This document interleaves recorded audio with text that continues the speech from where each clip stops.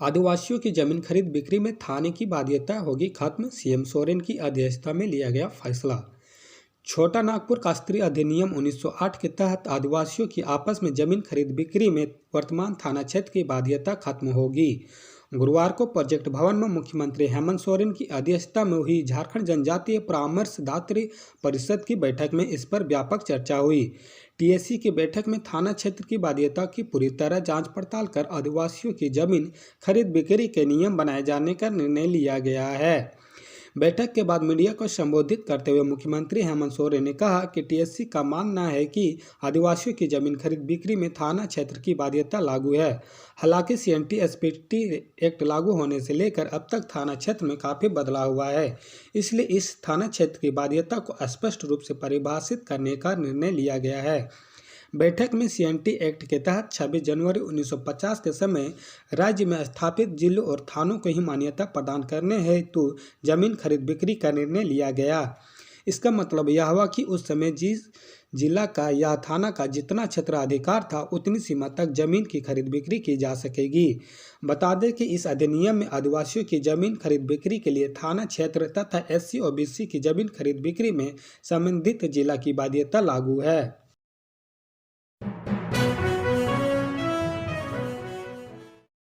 वर्ष 2015-16 में नियुक्त इंटर प्रशिक्षित प्राथमिक शिक्षकों को प्रोन्नति के लिए कक्षा 6 से 8 के लिए शिक्षक पात्रता परीक्षा उत्तीर्ण होना अनिवार्य होगा। स्कूली शिक्षा एवं साक्षरता विभाग के सचिव के रवि कुमार द्वारा प्राथमिक शिक्षकों को प्रोन्नति को लेकर 14 नवंबर को जारी दिशा निर्देश में इसका उल्लेख किया है।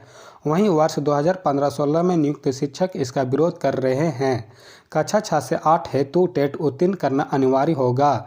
सचिव ने मद्रास उच्च न्यायालय तथा एनसीटी द्वारा दिए गए मार्गदर्शन का आधार बनाते हुए 2012 में गठित नियुक्ति नियमावली के अंतर्गत नियुक्त इंटर प्रशिक्षित शिक्षकों को आगे की प्रोन्नति हेतु कक्षा 6 से 8 हेतु टेट उत्तीर्ण होने की अनिवार्यता लागू करने को कहा है।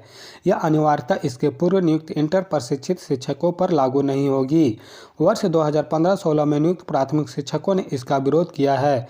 झारखंड प्रगतिशील शिक्षक संघ के प्रदेश महासचिव बलजीत सिंह ने कहा कि न्यायालय के आदेश और एनसीटी के मार्गदर्शन में स्पष्ट लिखा है कि वर्ष 2011 से पहले नियुक्त शिक्षकों को भी आगे पद के प्रोन्नति हेतु टेट उत्तीर्ण होना अनिवार्य है।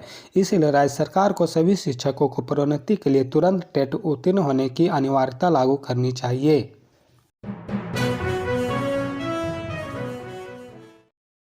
पीएम मोदी के निकलते ही केंद्र सरकार पर बिफरे हेमंत सोरेन, कहा जहां नहीं होती डबल इंजन की सरकार वहां होता सौतेला व्यवहार। एयरपोर्ट से प्रधानमंत्री नरेंद्र मोदी को विदा कर राज्य स्थापना दिवस में शामिल होने पहुंचे मुख्यमंत्री हेमंत सोरेन ने 4 साल की अपनी सरकार की उपलब्धियां गिनाई। साथ ही यह शिकायत भी की कि जिन राज्यों में डबल इंजन की सरकार नहीं होती है उन राज्यों के साथ केंद्र सौतेला व्यवहार करती है।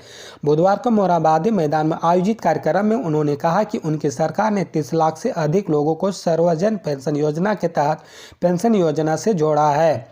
दिव्यांग महिला समेत आर्थिक तौर पर कमजोर लोगों से इसका लाभ मिल रहा है।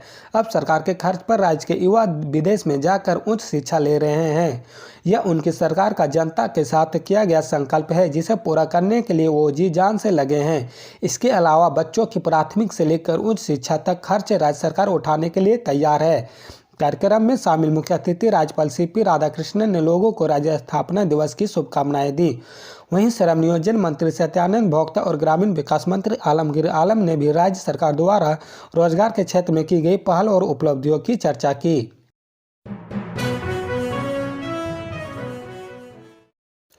नौकरी का लालच देने वालों से रहे सावधान, अभ्यर्थियों से जेएसएससी की अपील। झारखंड कर्मचारी चयन आयोग ने अभ्यर्थियों को दलालों से सावधान किया है। आयोग ने प्रेस विज्ञप्ति जारी कर कहा है कि आयोग को अब तक ऐसी कोई शिकायत नहीं मिली है, परंतु ऐसी अफवाह सुनने को जरूर मिली है। इससे इतर धोखाधड़ी करने वाले कुछ तत्व नियुक्तियों को लेकर होने वाली प्रतियोगिता परीक्षा के परीक्षार्थियों को नियुक्ति का धोखा देकर उनके प्रवेश पत्र सहित मूल शैक्षणिक अभिलेख एवं राशि ठग लेते हैं। आयोग ने परीक्षार्थियों एवं उनके अभिभावकों को सचेत करते हुए ऐसे धोखेबाज के झांसे में नहीं आने की अपील की है। आयोग ने कहा कि यदि कोई भी व्यक्ति आयोग के किसी भी स्तर के कर्मी या पदाधिकारी से पहचान होने अथवा आउटसोर्सिंग एजेंसी के किसी भी व्यक्ति से पहचान होने का दावा करते हुए कोई मदद पहुंचाने की बात कर रहा है तो मूल शैक्षणिक अभिलेख या अवैध राशि मांगता है तो अविलंब इसकी सूचना आयोग को दे। घटना के विवरण जैसे उदाहरण के तौर पर घटना की तिथि एवं समय, घटना स्थल, आरोपी का नाम एवं पता, घटना का विवरण, यदि कोई साक्ष्य हो तो उसका विवरण आदि के साथ उसकी शिकायत आयोग की ईमेल आईडी jharkhand@rediffmail.com पर भेजी जा सकती है।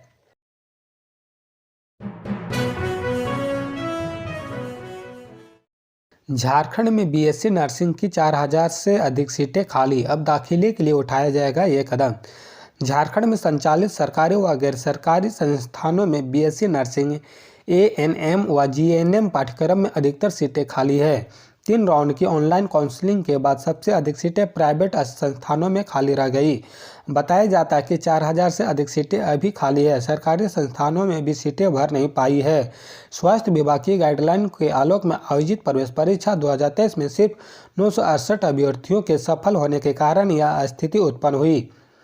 पहले अक्टूबर तक नामांकन लेने का समय था, जिसे नर्सिंग काउंसिल ऑफ इंडिया ने 30 नवंबर तक बढ़ा दिया है। उधर समय सीमा बढ़ने के बाद झारखंड संयुक्त प्रवेश प्रतियोगिता परीक्षा परिषद ने एक और परीक्षा लेकर रिक्त सीटों पर नामांकन लेने का निर्णय लिया है।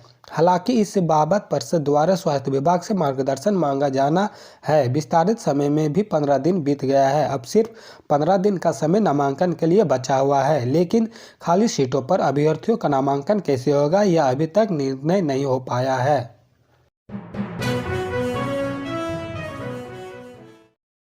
झारखंड के छात्रों के लिए खुशखबरी, 2023 के मैट्रिक इंटर का सर्टिफिकेट डिजी लॉकर में अपलोड। झारखंड के एकेडमिक काउंसिल ने वर्ष 2023 के मैट्रिक व इंटर का सर्टिफिकेट डिजी लॉकर में अपलोड कर दिया है। विद्यार्थियों को मार्कशीट माइग्रेशन के साथ साथ पासिंग सर्टिफिकेट को अपलोड कर दिया गया है। जेक ने यह कार्य चरणबद्ध तरीके से किया है। पहले वर्ष 2015 तक सर्टिफिकेट अपलोड किया, इसके बाद दूसरे चरण में वर्ष 2018, फिर 2021 और अब 2023 तक का प्रमाण पत्र अपलोड कर दिया गया है। अब जेक द्वारा रिजल्ट जारी होने के बाद प्रति वर्ष नियमित रूप से सर्टिफिकेट डिजी लॉकर में अपलोड कर दिया जाएगा। विद्यार्थी अब अपना प्रमाण पत्र डिजी लॉकर से डाउनलोड कर सकेंगे। इसके अलावा प्रमाण पत्र का सत्यापन भी ऑनलाइन हो सकेगा। राज्य में इंटर परीक्षा 2025 के पंजीयन व 9वीं बोर्ड परीक्षा के 2024 के परीक्षा फॉर्म जमा करने की तिथि भी बढ़ा दी गई है। जेक ने इस संबंध में जारी कर दिया गया है। बिना विलंब शुल्क के 30 नवंबर तक व विलंब शुल्क के साथ 3 से 11 दिसंबर तक आवेदन जमा होगा। आवेदन ऑनलाइन जमा लिया जा रहा है। बिना विलंब शुल्क के जमा आवेदन को जिला शिक्षा पदाधिकारी 1 दिसंबर तक व विलंब शुल्क के साथ जमा आवेदन को 3 से 12 दिसंबर तक सत्यापित कर सकेंगे।